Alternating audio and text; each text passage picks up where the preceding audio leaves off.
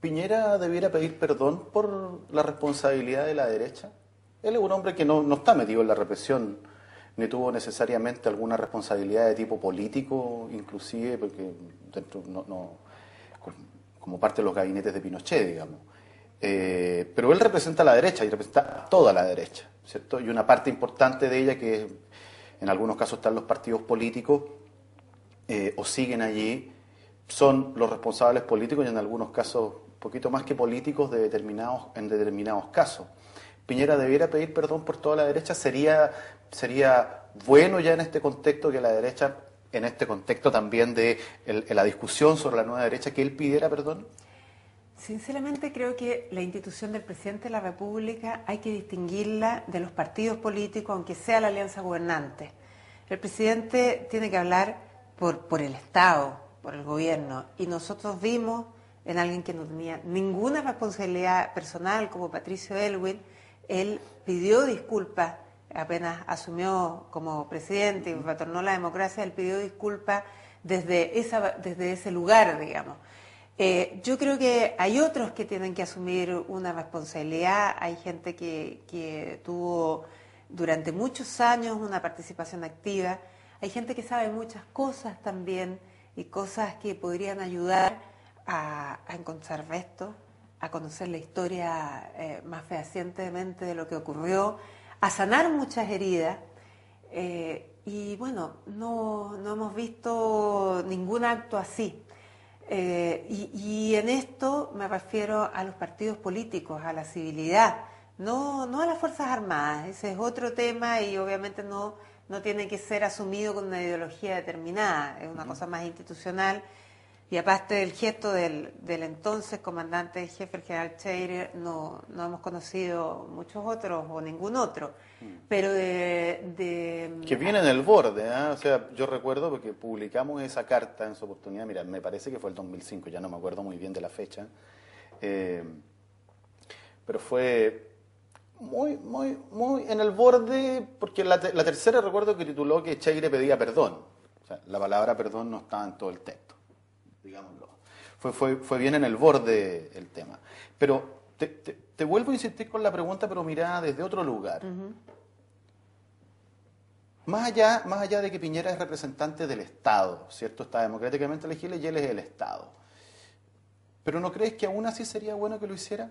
Incluso como lo hizo Patricio Aylwin, más allá de que él esté en la coalición gobernante. ¿Por qué te lo pregunto? Porque Aylwin es demócrata cristiano y asumió el poder en esa condición, como militante de un partido. Pero él pide disculpas del Estado. Si lo hizo él, que él no tuvo ninguna responsabilidad, muy por el contrario, ayudó a salvar vidas durante la dictadura militar, ¿cierto? ¿Por qué lo hace él y por qué no debería hacerlo Piñera? Si incluso más él, detrás de él tiene un montón de personas que sí participan. A ver, vamos quizás a algo un poquito más valórico.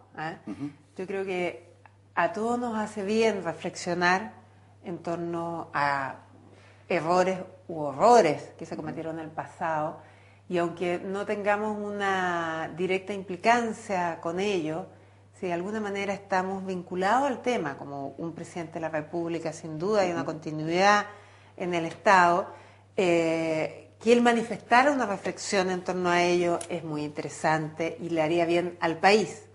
Ahora, eso no significa que él tenga la responsabilidad, pero a mí me gustaría, porque tú me lo planteas en torno a la derecha, a mí me gustaría ver de quienes son dirigentes de los partidos, de quienes representan a los partidos políticos de derecha, un acto de reflexión más profundo y como te digo, no solo un acto de perdón, sino que buscar la sanación a través de hechos que realmente uno pueda profundizar en que aquí no es solo un eslogan de que yo voy a pedir perdón, que ya es muy importante, sino que hay atrás una meditación que ha llevado incluso a poder abrir determinados antecedentes que ayuden a entonces sanar esas situaciones y poder avanzar como sociedad un par de pasos más, que en esto nos falta sin duda,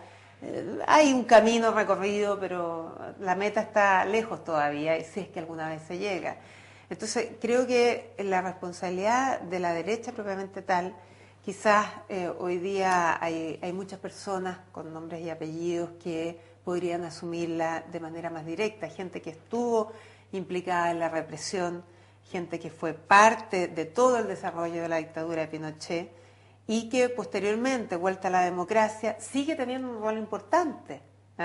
Siguen siendo parlamentarios, siguen siendo autoridades de gobierno, siguen siendo autoridades de partido. Me gustaría ver una generosidad de parte de ellos. Hay múltiples cargos y algunos, no solo con mucha tranquilidad, sino que con mucha ignorancia de la gran mayoría de qué fue su actuación en el pasado. Volvamos al tema. ¿Cómo ves tú la actuación del Poder Judicial de un tiempo a esta parte? Hablemoslo, la verdad, como del 97 para adelante, porque es cuando se produce la reforma a la Corte Suprema durante el gobierno de Frey, ¿no? Para contarte una anécdota, yo trabajaba ese año en el diario La Época, y era ya periodista de tribunales, muy novel, la verdad. Y me acuerdo que venía bajando Sergio Concha, el abogado del FASIC. Y entonces me dice, mira, sabes que acaba de salir un fallo de la segunda sala, la sala penal, escríbete algo. El tema, nosotros siempre en la época le publicábamos, o breve o notas no muy grandes, de que subía una causa, bajaba otra causa de la tabla, en fin. Eran años bien complejos todavía.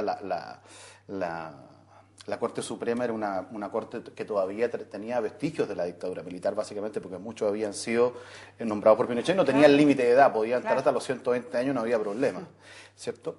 Y recuerdo yo que él me pasa un fallo donde por primera vez se revoca la amnistía y se le quita la tuición, ¿cierto?, del proceso desde la justicia militar y se nombra de oficio a un magistrado, a un juez del crimen en ese tiempo.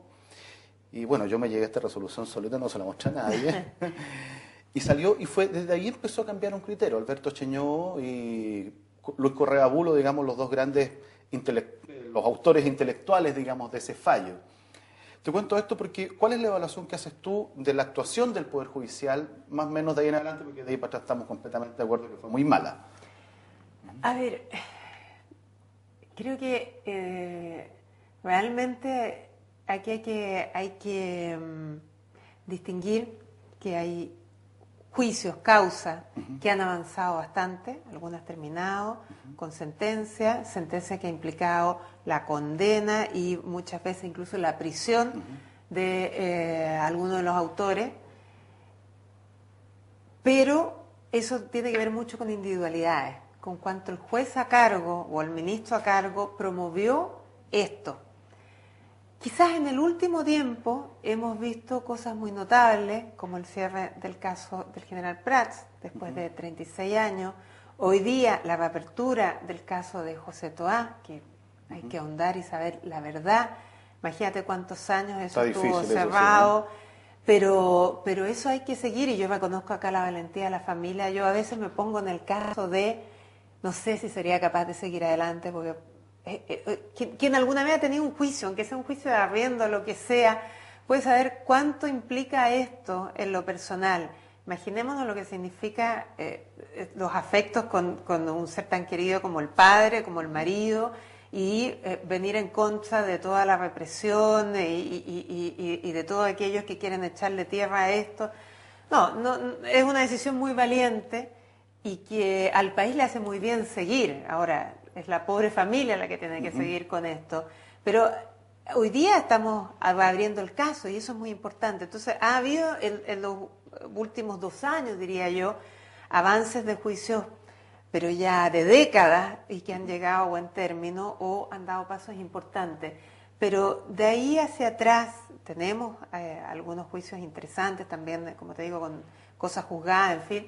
Pero siento que más que la institución de la Corte Suprema, los tribunales de justicia del país, ha sido la promoción de algunos jueces que han tenido un compromiso con el hacer justicia, no un compromiso ideológico con una causa, no, con el hacer justicia, y han usado todas las herramientas, porque uno también puede no usarlas, ¿no? y quedarse tranquilo. A veces siempre es más fácil mirar para el techo. Claro, y es la actitud de algunos magistrados, pero hay otros que no, que escarban, buscan, se las ingenian y logran encontrar y logran esclarecer la verdad, o por lo menos hacer una verdad judicial. Entonces, siento que no podemos hablar de que hay una institución, hay un poder judicial fuertemente comprometido con. Siento que sí hay muchas personas dentro del poder judicial comprometidos con la justicia y sin duda con la justicia en materia de derechos humanos también, y eso se agradece. Pero, por ejemplo, lo que tú decías, sabemos que la Corte Suprema y los magistrados, todos en general, durante la época de dictadura, fueron fuertemente intervenidos por los militares, fuertemente intervenidos. Y tal vez ellos Si es tengan que no conniventes, digamos. En algunos casos, y en otros tendrán historias que contar que por qué tuvieron que callar, cambiar de opinión, en fin, porque también algunos de ellos sufrieron muchas amenazas. Pero la institución tampoco se ha abierto a reflexionar sobre ello, porque eso ocurrió, pero podría volver a ocurrir.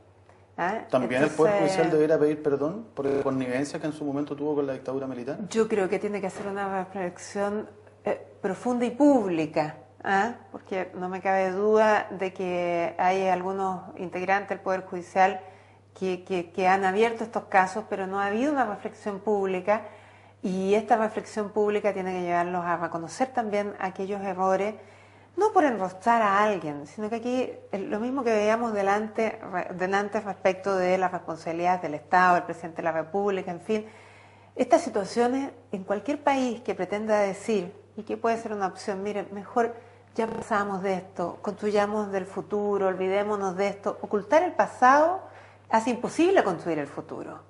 Entonces, ¿cómo vamos a tener una justicia sólida que hoy día se está reformando? Tenemos procesos mucho más ágiles, mucho más transparentes. ¿Cómo la vamos a tener si tenemos décadas oscuras donde ha habido